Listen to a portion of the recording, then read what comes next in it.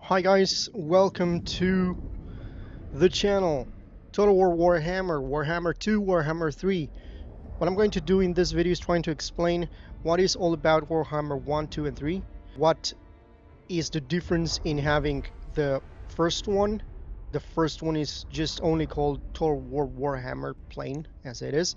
This is the one that I have loaded here. And there's a lot of things to talk about here. So first things first, if you go and you purchase, let's say, Warhammer 3, and then you don't have Warhammer 1 and Warhammer 2, eventually you are going to be able just to play the factions that you are allowed to play in Warhammer 3. Those are the factions that comes into the base Warhammer 3, which are Kislev, and then you have the Cathai and some others.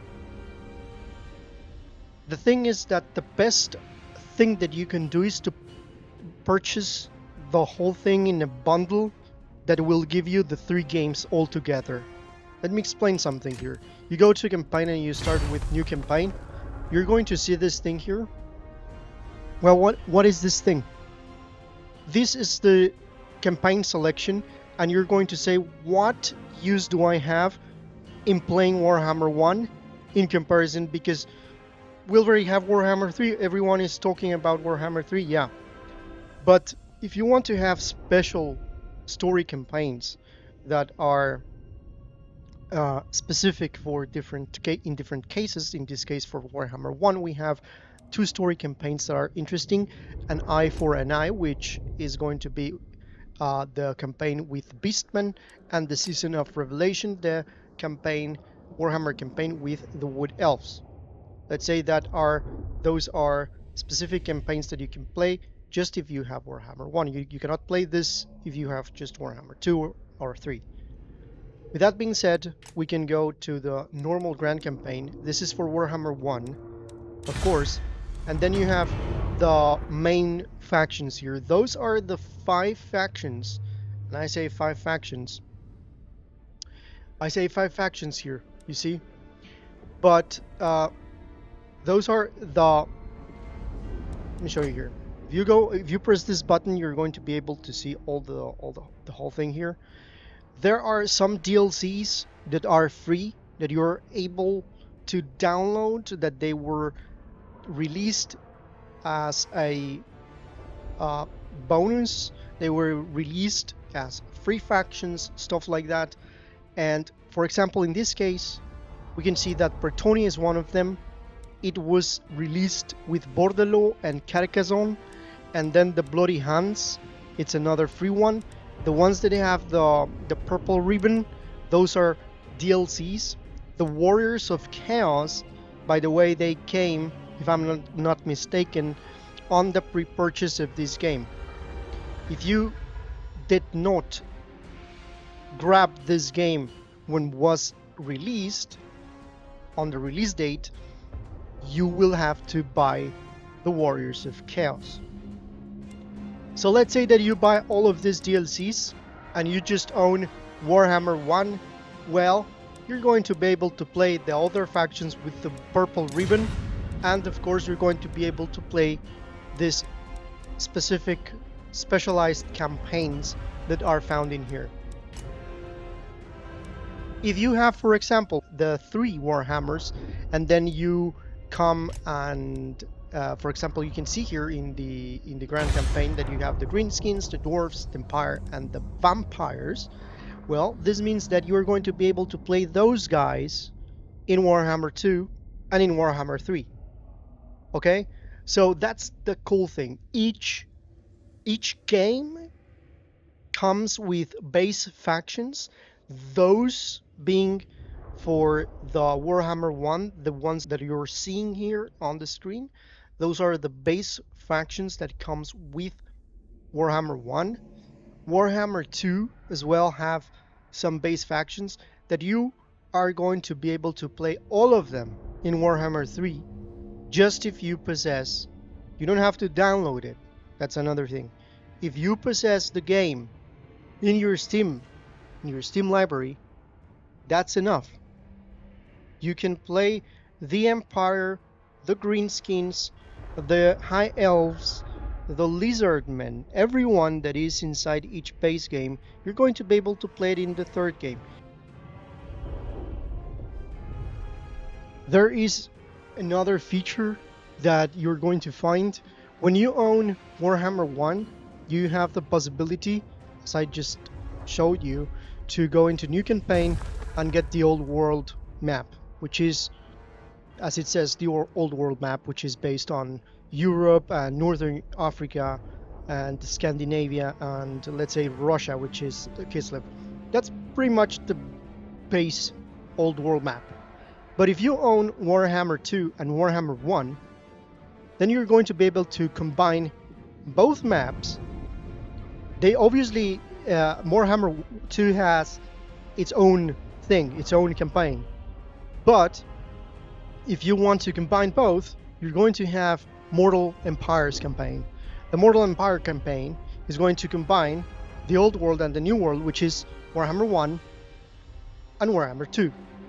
And eventually, Immortal Empires was implemented for Warhammer 3, so that way you're going to have the whole map, that is the Immortal Empires campaign, with a huge scale of the map of World of Warhammer, never seen before and never done before in a Total War game as well.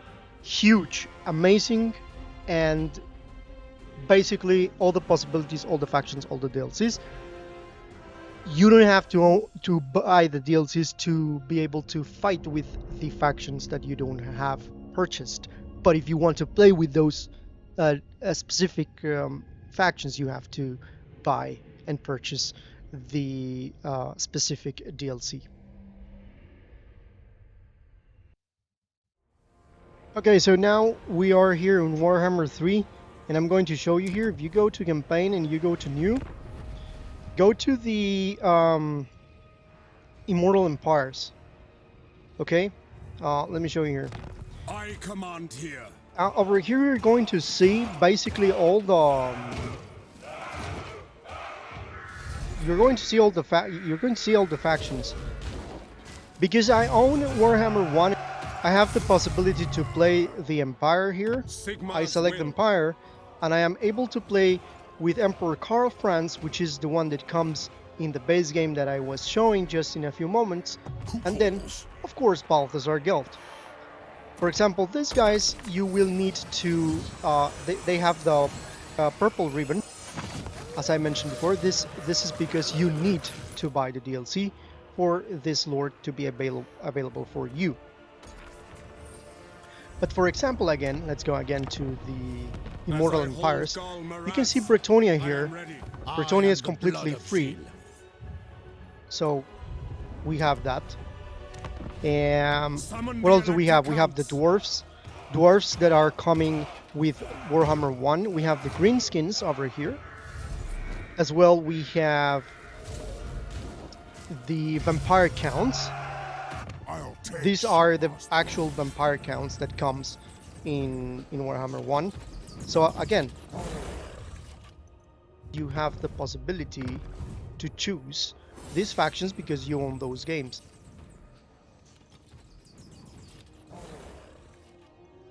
Dark Elves that comes with Warhammer 2, you can play it here because if you own Warhammer 2 as well, this is one of the factions. Then you have, here we have the Lizardmen and the High Elves, so on and so forth. Everything else that you want to add is only available by other means. So that's the thing. And of course, if let's say I am right now in Warhammer 2 in the main menu, and I want to play the Empire, I can do it because I own Warhammer 1. So I hope this was something that was understood for those that are a little bit trying to understand what do you buy and how this works. So it's pretty much something like that. So you have Warhammer 3 and you don't have the other two. You're not able to play those. The only thing that you're going to be able to play is going to be Kislev, Nurgle, Slaanesh, and the Tzeentch, basically the Chaos Lords, and Cathai. That's pretty much what you're going to be able to play if you don't own the other ones.